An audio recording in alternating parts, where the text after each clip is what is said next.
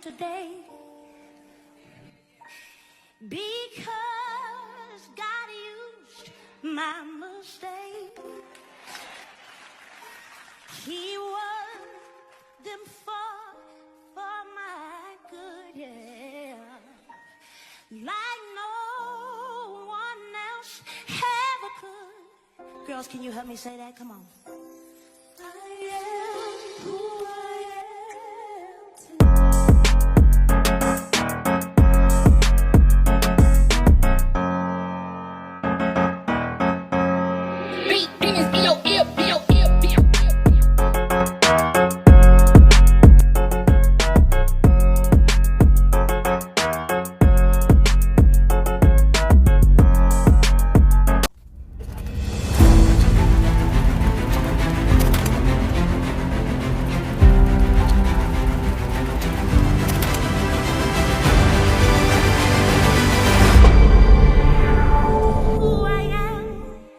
am today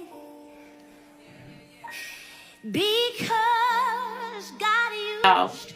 Good evening and welcome to another episode of Simply Winter M, the podcast. On tonight's episode of the podcast, we visit the story It Was Necessary with Oshana. Hey, Oshana. Hey. To jump the story off, Girls, can you help me say that? Come on. of course, you know, like I told you, like I need to issue a public apology to you. Everything. Because I feel like the apology needs to be as loud as the disrespect was. You have to understand And about 15 years ago, maybe 20, that's telling our age, but we got into a physical fight, and in that physical fight, I put 5 razor blades in between my finger, and I smacked you in your face, which in return scarred you for life. And I was a broken woman, and that don't excuse my behavior, but I also was angry and enraged, and I was going through a lot, and I did not realize your position at the time was just chill friend, because even though we friends, I'm with my family, I'm with my people, and I'm gonna have to stand my ground with my people. You scarred for life. And I got one scar on my arm from that fight. And every time I look at that scar, I think about you, and I know what I done. And like seeing you physically in person for the first time 19 years ago, it did something to me. Like, you know, I was in rainbows, like literally hooping, hollering, crying, just seeing it. And you was like, oh my God, knock it off, cut it out. Like, it's not that serious. But it is that serious, because I had no right to impact your life the way I did, because your life has been a continuous struggle. So I want to say, like, from the bottom of my heart, like, even though I know you say you forgave me, like, certain stuff just sit with me, and it has journeyed with me throughout my life, and it has impacted me to the point where I know that there are people in my life who I verbally need to extend an apology to. It's not just good enough knowing that that person has forgave me and moved on. And it's not just good enough that, like, oh, I said I'm sorry. Like, I feel like just like I have had to repent to God for some stuff that I did, those people also need public awareness. Like, I am, like, forever sorry for what I done to you. I really, really am. But now that we got that out the way, girl, let's get off into our childhood, because what a lot of people don't know about me and you is we was really, really, really, really good friends before all that. Like, our friendship started in elementary, junior high school. So for you, what do you remember about us as friends growing up? Getting in trouble in class. I don't remember the teacher's name, but I remember we stayed in trouble. It was Oshana, whatever y'all name is. I need y'all to stop. And we used to be smart, like, she don't even know our name. How's she gonna say something to us? And that we was in 7th grade then at Kennedy King. What's one thing about us that, like, really, really make you laugh. Like for me, it definitely was the play on our names because our names are so similar. And for me, because we was friends, we was like friends. Like you see one, you see the other one. And for me, it was like, oh Shauna, and I'll be like, I'm not her. And you'll be like, I'm not her. So like and they'll be like, well, which one of y'all Dewana and which one of y'all Oshana? And we'll be like, So for me, that was the fun part. But for you, what was the fun part? The fun part for me was, I think it was just getting in trouble in school. We Like, was bad as hell. yeah, I didn't really have friends. So when I had a friend, because my mama really didn't allow me to have friends back then. So when I had a friend, it was like, okay, so, but getting in trouble, that was fun. That was We was bad. Your mama was like a strict mama too, but I used to always feel like she didn't want you to have no friends because it was so many of y'all as siblings. So she felt like that was good enough. Like I never took offense to that. I was just like, well, I don't care. I'm gonna see my friend at school. You know what I mean? yeah, Like, yeah. My mom was very strict, especially when it came to her children. But once we got in school and got older, oh baby, she couldn't keep a leash on us no more. y'all took her through there. Boy, me and my brother under me, Otha. Oh yeah, yes we did. Yes we did. If you could bring back one thing from our neighborhood days, like in those early years, what would it be? True friendship, real friendship. It don't exist no more, huh? It does not to me. It doesn't. No. It doesn't. So we both grew up around like a lot of strong personalities. Who was that one person, you know, in your ass that you was like, oh, okay, she kind of dope or he kind of dope? The person that played my role model as me being a teenager, growing up in high school, was my auntie. She always believed in me. She always listened, and she was that auntie that you can go to and talk up to about anything. And that was my role model right there. You ready to break the ice? You ready to get into the tough stuff? Yeah, I'm okay. So let's talk a little bit about the men in your life. Like you had children at an early age. And so because I know you, like even though our friendship fell off over the years, I know that you raised your children without their father. And what was that like?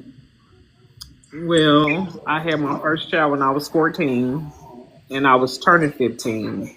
And when I left his dad, because he physically beat me. And at 14, I'm thinking, oh, okay, this man loved me. He loved me. So that's what I thought that men's supposed to do. I didn't know no better. Then I got with another dude. I had a baby by him. Then he got killed. At the time, I had 3 kids. I didn't know what I was going to do. I didn't have to work. This man took physically care of me and my 3 kids. I didn't have to do nothing. So it was like, what am I going to do? How am I going to take care of these kids? I got to get up. So I did. I got my first job at McDonald's, and I've been working ever since. But I took care of my kids. Then after he passed, I met Wampy. Me and Wampy had 3 kids. And when Wampy died, I had 6, 7. And I couldn't go through what I went through the last time. I couldn't get in depression.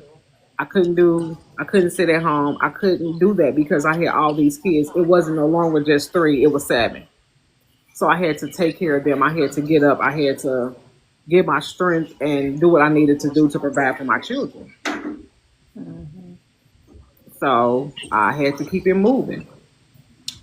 What was some of the happier memories like as a mother, like before you even experienced all the passings of your kids' dad? Because, like you said, like you had 6 of them earlier on. What was life like before all the tragedy? Oh, my kids and the things we did, Christmas, the holidays, just seeing their little faces light up. Oh my goodness, it was amazing. It was amazing to have their dads there. And we wake up on Christmas morning, and those are memories that I will forever cherish.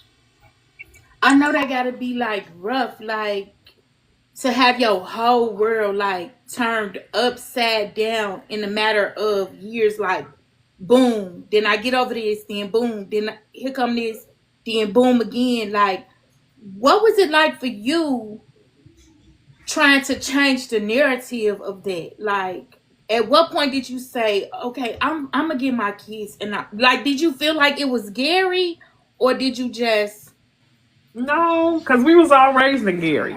I just feel like the stuff that we was around, the environments, back then everybody was doing a lot of selling drugs. It was more, I ain't gonna say it was more violent, but people didn't know how to accept the fact that, okay, I'm doing this and I'm making this money, and I don't want to get jealous of this and this and that and other. But I had to,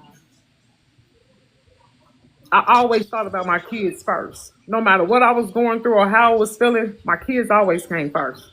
They were my babies. And at the end of the day, I'm all they had. So I put my feelings to the side, how I felt, and got up and did what I needed to do, you going through that now, ain't you? basically.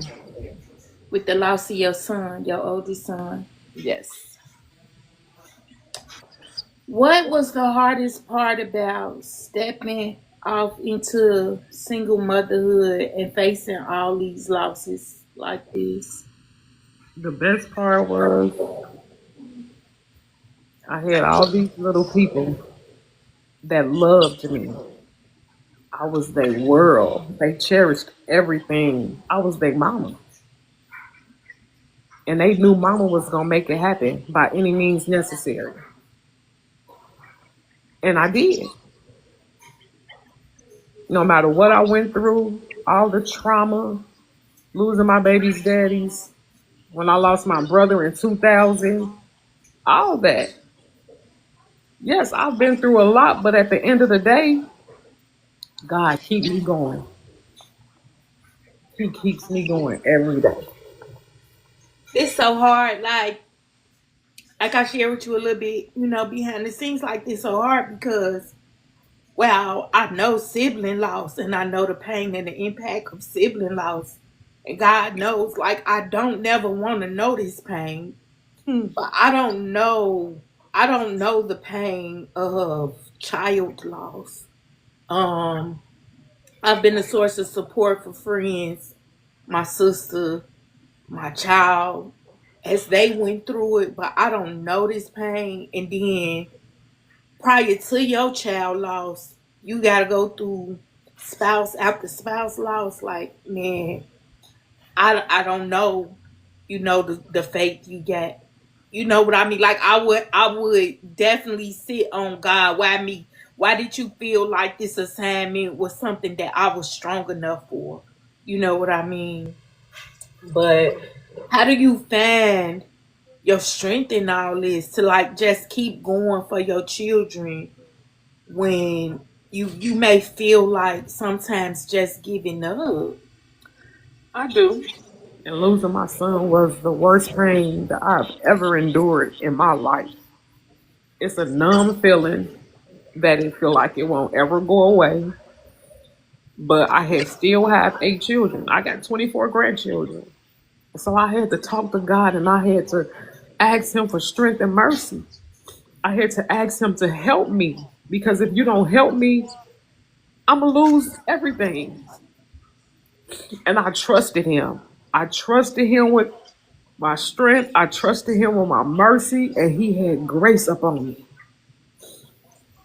I tell everybody, it ain't my strength that I get up out of bed every day. It ain't my strength that I can get up and go to work every day. It ain't my strength that I can help my daughters and my grandchildren. That's God's strength that He has given me to keep moving forward, to keep doing what I do, to be there for somebody else that loses something. Because if you don't seek God, it's going to hurt. It's going to hurt. It's going to hurt. But He going to help that pain. He going to help you. Because you're not going to be able to get through it by yourself. Because I couldn't believe that this was on my front door. I'm looking at it happening to everybody around me, but it hit my home. My oldest child. And through all that, I worried about my kids. I worry about my babies now because they lost a brother. And I know what I felt like when I lost my brother. They lost their sibling. My heart hurts for them. I can't take the pain away. I got to allow them to grieve the way they grieve. And I'm still putting me to the side so I can make sure that they're okay. But I trust God. I seek God, and He is amazing. He is amazing. At what point did you kind of realize that you weren't just surviving no more, but you was walking by faith and not by sight? When I started growing up, and it's funny you say that because after that fight we had, I learned a lot. That taught me a lot of life lessons in that process. I wanted to be a better mother. I wanted to be there for my children. And the lifestyle that I was going, the road that I was going down, I could have been dead by now. But God's grace, He showed me some lessons and I learned from them. So everything that I do, I don't look at it as, oh, that's a bad thing. Because it's not. I have to get what I need out of that for God. Because He's molding me. He's still molding me to the woman that I am today. Yeah. So I'm grateful. I know my son is happy. I know he's not fighting no more demons. And I'm happy that he's okay. Because I know he's okay. He's up there with his father. And I look at it like that, and I have to realize that I was only on borrowed time. God only gave him to me for a time. That's it. But I get 34 years. Some How people did. has his passing like changed the way like you see faith and you see life and see your purpose? Like it seemed like you pretty much have came into the acceptance that like everything you walked through was necessary. That's like why I gave this show this title, that it was necessary. Like how has that changed you? It changed me because I'll never be the same. I'll never be the same person. I feel like my heart is softer. I feel like I'm more humble. Even though I had learned to be humble, but I'm at peace.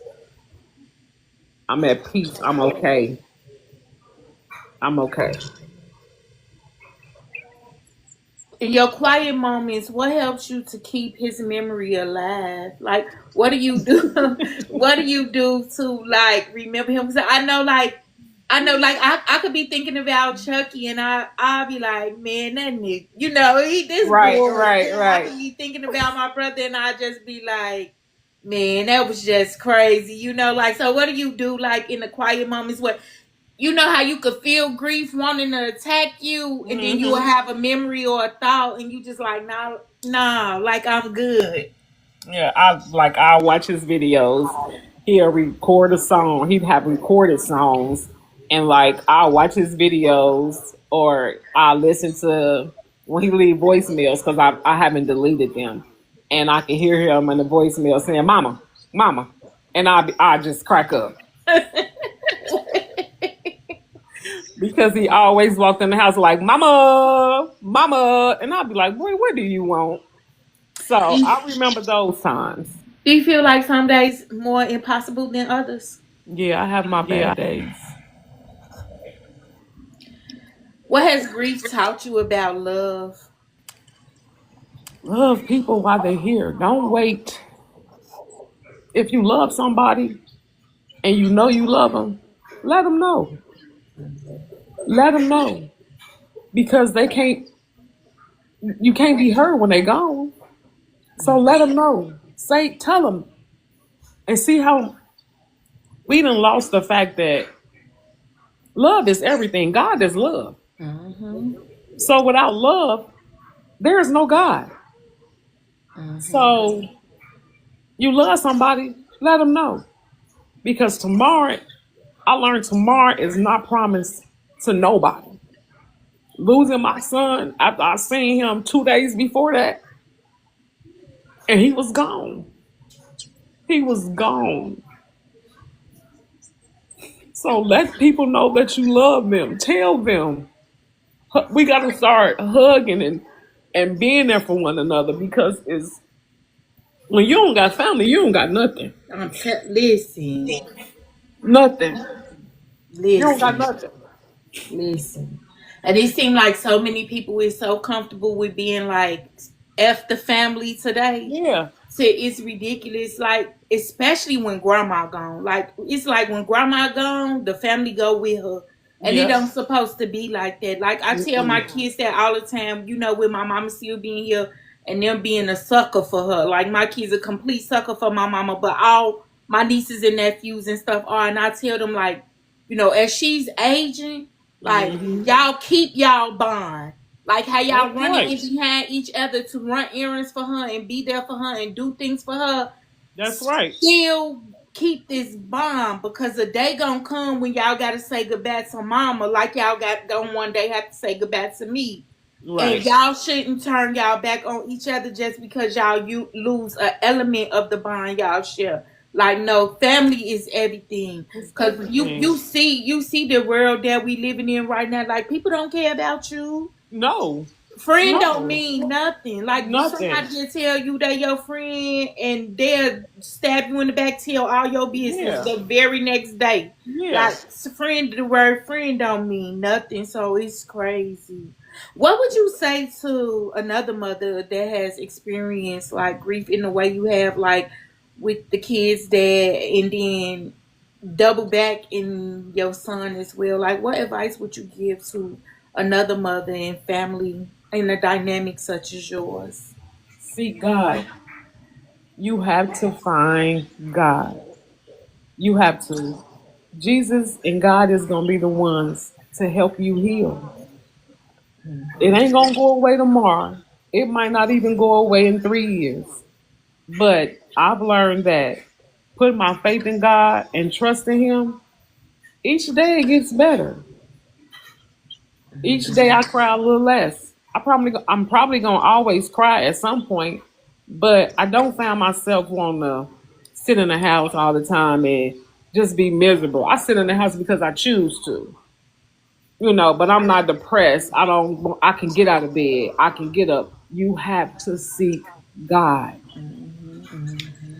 So let's talk about some good stuff, some triumph, some growth, some legacy, girl, some legacy. So I watched recently online as you graduated from college, and it made me so proud of you because I know we both left school to be moms, and I was so proud to see you doing that. So what pushed you to go back to college and to get your degree? My kids, everybody know my kids are grown now, except for one. My baby, he's 15. And he don't need me.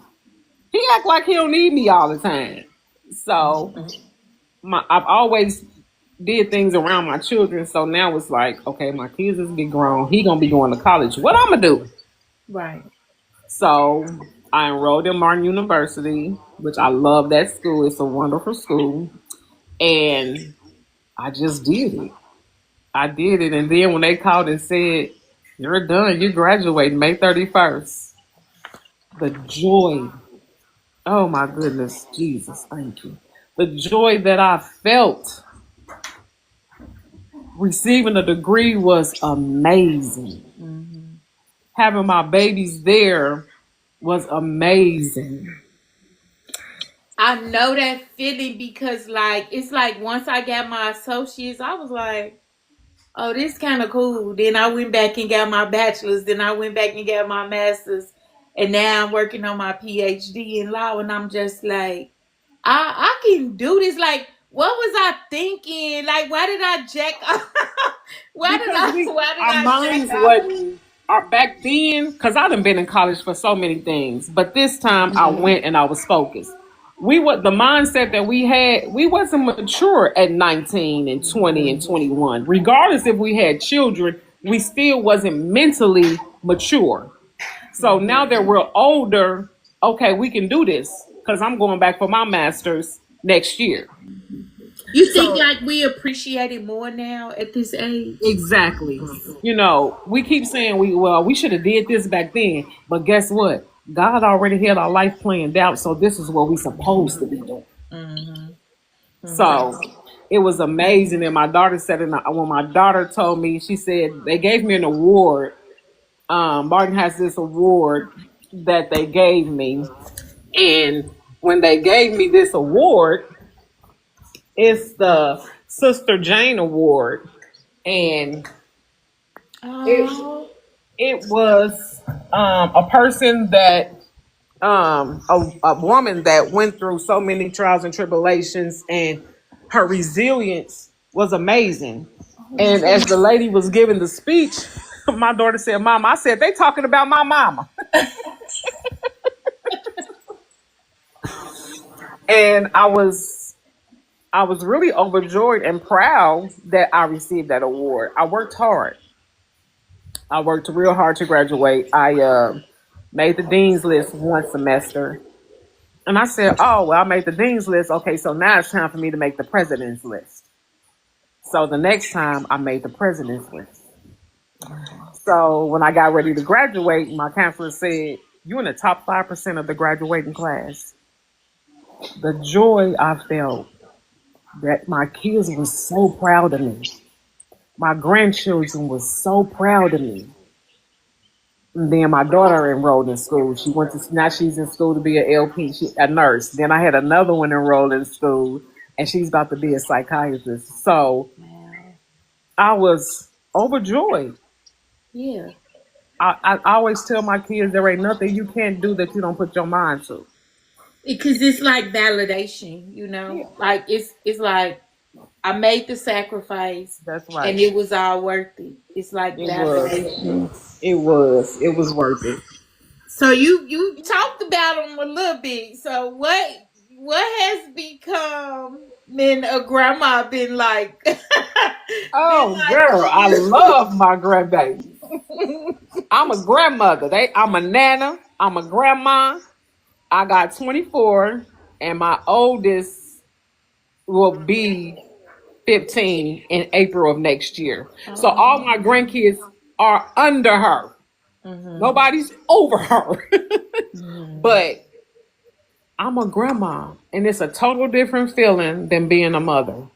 Listen, It is.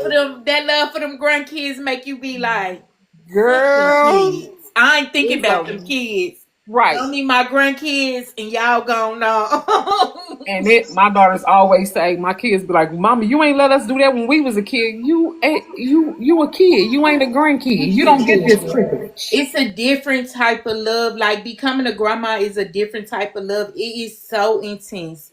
It And it is. is I just it's an undescribable feeling. It almost It makes you is. feel guilty that you love your grandkids the way More you than love your them because you don't I don't I love my kids, don't get me wrong, but not as much as I love my my grandkids. Like I grandbabies. love my grandkids real bad. Girl, my grandkids are, I don't know what it is, but I just can see them and they'll be like, "Hey, grandma." That just hearing them say that just makes me feel so good. It does. Do any of your grandkids resemble their granddad's that has passed on? Nah. All my kids got their mother's traits. Yes. Yes. Really? Yes. Or they dads. Definitely either they moms or their dads. They like I got one daughter, she's 30. Her daughter, you would see her daughter and think they were identical twins.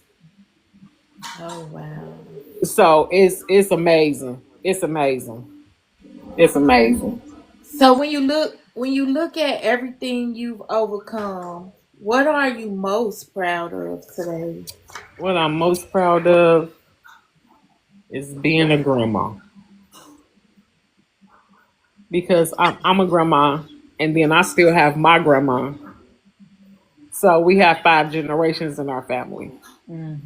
Because my grandma is still living, my mom is still living, and I'm here, and it's being a grandma it's just a different feeling. I'm It's thankful so for so much. surreal. Yeah, I'm thankful for so much. I'm still here. I'm still fighting. I'm still surviving. I'm still growing. I'm still learning. So everything that I've been through, I thank God for. I don't regret it. I don't feel bad. It's been times when people done said, "Oh, she got so many kids," and that don't bother me. I hate that. I used to hate, and I only had the four, but I used to hate that so much. Like, what Yeah, do like they not dirty? All they hair combed, yeah, they all yeah. dressed to the nine, they all healthy, they all eat. Like, what do that got to do with anything? Like, and I like just like myself. Like, whenever I used to see you, like it didn't matter the number. Them kids Hmm. was to the net. I'm talking about Jordans. You know what I mean? Like there was not a sign of struggle there. Like for you to have been walking through what you was walking through, nobody ever would have knew that that's what you was walking through because you held your head up high and you kept your Always, kids together. You know what I always. mean? You kept your kids together. If you could speak to your younger self, that little girl from our neighborhood back in the day, what would you say to her? I would say slow down. I would say slow down because we grew up so fast. Stay a child as long as you can. I had to grow up at 14 because I became a mother. So slow down. Live your life as a child and enjoy it.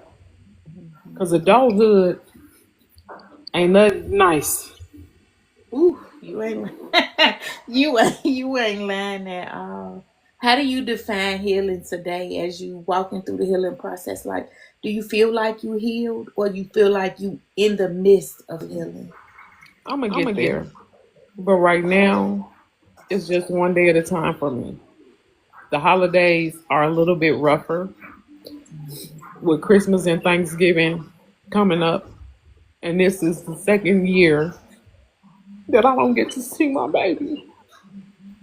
I don't get to see him. I don't get to wish him a happy Thanksgiving or give him a gift for Christmas. I don't get to talk to him. I don't get to hug him.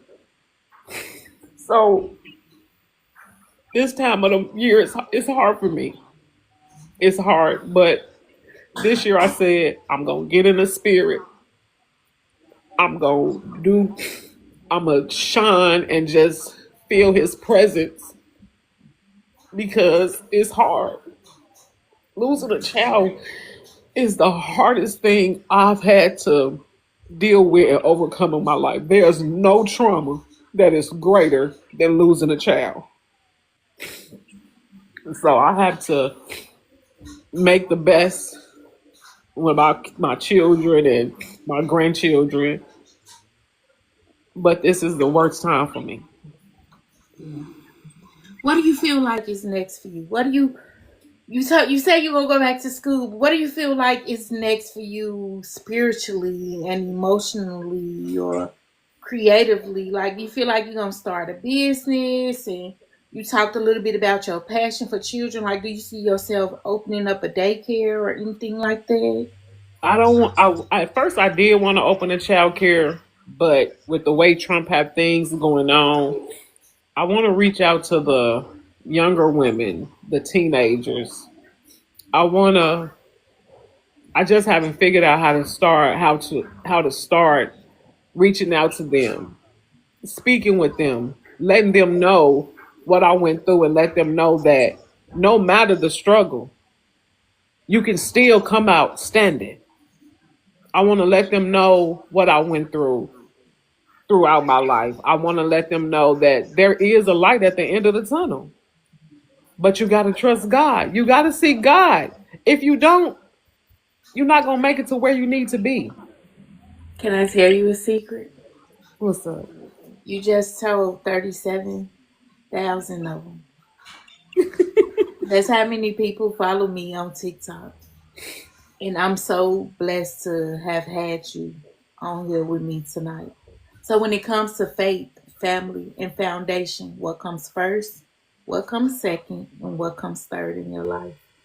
Faith comes first. Foundations come next. Because without a foundation, you can't build a family. You got to have a foundation to take care of the family. You got to have the faith to even get the foundation from God. And once you get the faith and the foundation, He gonna make sure your family taken care of. Lock it. And that's order. And that's how I gotta go. That's how I gotta go. That's how I gotta be. Like, that is the order. I got that off of the movie The Best Man. That's my favorite movie. I have not missed an episode of The Best Man at all whatsoever. And it's the part of The Best Man where Tay Diggs has Morris Chestnut in the preacher's chapel, and he's telling him to go out and marry her regardless of what has transpired. And he asks him, when you think about this situation, man, and you think about your life, when it comes to faith, family, and foundation, put them in order, prioritize them, and then make your decision if you're going to go ahead and marry her. And that part resonated with me because at the time that it set in on me, I had none of that in order. I didn't have my faith in order. I definitely didn't, have the family over everything mentality. And my foundation at best was me, my baby daddy, and my kids. You know what I mean? Like, I didn't care about nothing else. I was the nastiest, low down, dirtiest thing in this world.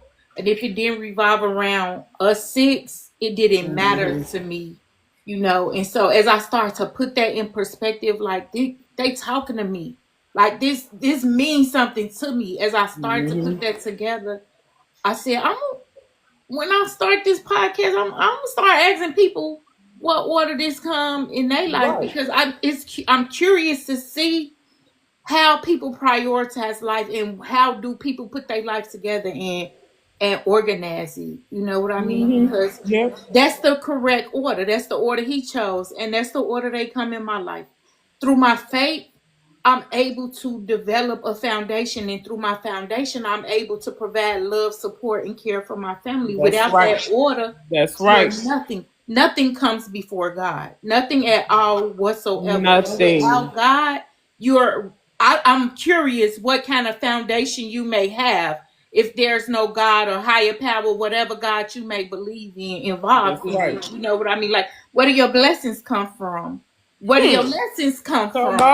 You know what I mean? Like, so it's just the way I think, and then through your foundation, you're able to give your family everything it is that they need to go on in life and be like, I'm very proud of the foundation not my mother, not my aunties, not my grandmother, I put before my 4 daughters. I made them the women that they are. I demand respect and that they carry themselves with a certain way. And I definitely demand that they put God at the head of their life, because without God, you have absolutely, positively nothing at all. Yeah. So this was a good conversation. You down for a round of Black Card Revoke? You think I can take your Black Card? Here we go, girl. Here we go. If a child start acting up in public, what's the silent warning look called? Is it A, the death stare, B, the eye correction, C, the mama glare, or D, you already know? All the above. All the above. Oh my God. I don't know. For me, it's the, you already know. Mm-hmm. You All the already know. above. They answer is the death stare, but for me, it's the, you don't play with me. If I look at my kids some kind of way, they gonna be like, "Oh, mama ain't playing. Mama ain't playing." They know the saying, where you act up at is where you get your tail whooped at. Exactly. What's the universal black mom sign that means it's time to go? Is it A, the grabbing the purse, B, that look, C, the deep sigh, or D, the church way? No, I'm grabbing my purse. When I grab my purse, my kids know to follow suit. Exactly. Now I said grabbing my purse too, but the black card said that it's a look. Like, no, I don't know what black moms they post I for don't know shit. what look they talking about. But when I grab my purse, my kids gonna stand up at attention. Like, all right, my Yeah. first, it's been nice. I had a good visit. My mama about to go. I'm about to go. They know. Let's go. Let's go. Yeah. Yeah. See, when your child says, "I'm hungry," what's the classic black mama's response? Is it A, there's food at home? B, you got McDonald's money? C, go make a sandwich? Or D, all the above? All the above. Yep, it's all the above. It's all the above. What's one phrase your mom says that you swore you never repeat, but you do it now today? Oh, it's funny you said that because I say a lot of phrases that my mama used to say, and I found myself in a position like, oh, I just sound just like my mama when I did that. Even the way I walk, sometime I'll be like, oh my God, that I feel like my mama right now. But my favorite phrase is, you better get out my face. My mama always be like, just get out my face. And when my kids get on my nerves, I'll be like, get out my face. But then I'll be like, oh, I sound just like my mama when I said it.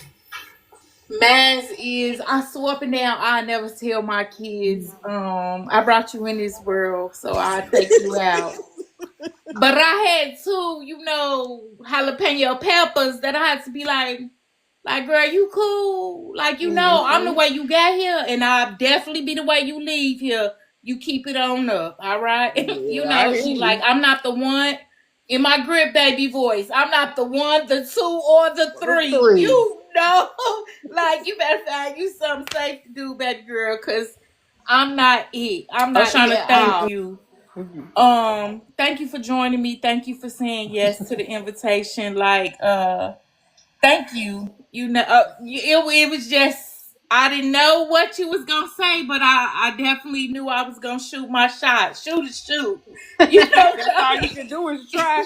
You can't Yeah. say nothing but yes or no. Yeah, I was like, I know she said she forgave me for razor in her face. And now you need to forgive yourself. Yeah, I do. Like, I do. But when I got a keloid on my arm from when I cut your face up like that, and it's like some stuff break me because, God damn. And I feel like in that situation where we broke out into that fight that night, and I scarred your face up like that, like, I feel like I traded up a childhood friendship for some girls that didn't mean me no good. And I feel like the same thing, occurred on your end. Like, we both was in a position where we had to choose a side when we really should have been choosing each other. Real deal. We should have been like, no, fuck all y'all, and I'm out. Like, we should have left all It them wasn't out. our fight to begin with. Yeah, it wasn't. That It wasn't our fight. situation. That wasn't But you our have situation. to forgive yourself. You have to let that go. You have to. I know. That's crazy for you to be the one that's scarred for life, to be telling Yeah, me. But but I'm okay. I'm still beautiful.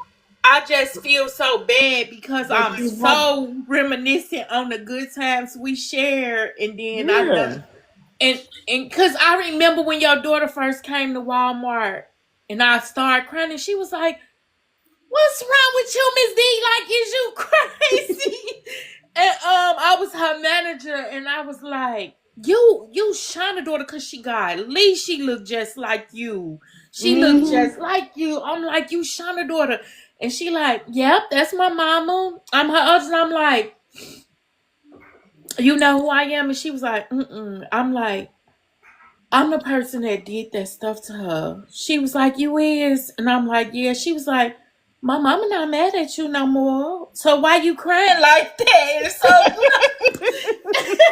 you know what I'm saying? So I've known for a while. I've known for a while that you've forgiven me. And you're right, I do need to take this time to just forgive myself. Let it Forgive go. myself. I hate what I done to our friendship. But I love you. I love you I forever. love you too. I love you forever. And all the memories we created as young Yeah. girls growing into young women. Like that, trust me, I've never forgotten the one. Not even the one where I beat the girl with the stapler. You know what I mean? I tore Kennedy King up. Oh, my You know what goodness. I mean? Like, and you was like, so don't touch my friend books. I'll pick up my own friend books while they put Yeah, I was you in spicy back handcuffs, there. you Oh, I know. remember those You days. know, like I'm grateful for every memory we ever made together, and I'm just grateful to know that you never did lose love for me as a person and as a friend. That's what I always say. The people who know my heart is the people who was able to see past the broken place That's in right. me. Yeah, so I'm grateful. Thank you. Thank you again. You're Thank welcome. you. You're Thank welcome. you all, my audience, for tuning in to tonight's podcast. I appreciate y'all so much for joining me for this last administrative assistant that was essay by the school principal. Y'all don't want to miss that. It's coming up this week, as well as all of the holiday specials that I got coming up. Tune in to Simply Winter M here on If you know TikTok, that you've been through some things over in this on room, YouTube, on Facebook. Have a good night, everybody. Have a good Bye. night, You Shawana. too. You I'm too. Winter, and I'm out. can we say that again? Can we say it again? Like no one else